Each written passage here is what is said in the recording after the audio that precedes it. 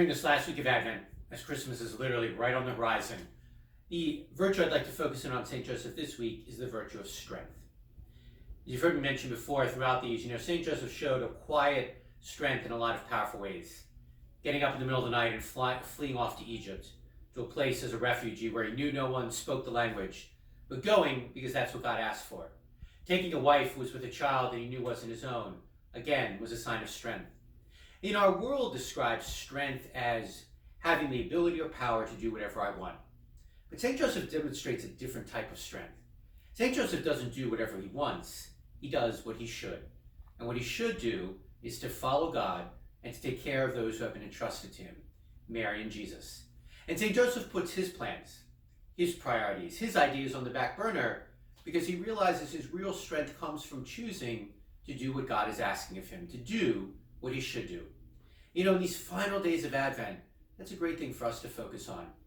Maybe the season of Advent hasn't been all we thought it would be. Maybe we've gotten so caught up in all the to-do lists and the stress and the anxiety that it's flown by. And we might feel pretty weak right now and not be able to relate to the idea of strength that St. Joseph demonstrated at all.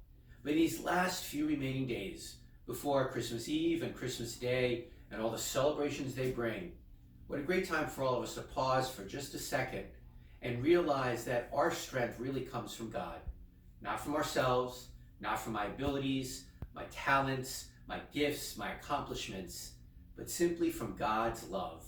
And that is where our strength needs to come from.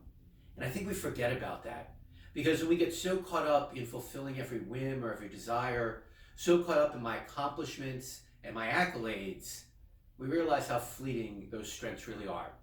They're here one day and gone tomorrow. But a strength that comes rooted and is rooted in God's love for us is a strength that endures. And like St. Joseph, when the going gets tough, when the rubber hits the floor, as they say, we find that inner strength that comes from being rooted in God and rooted in his love for us that St. Joseph so often demonstrated in his life.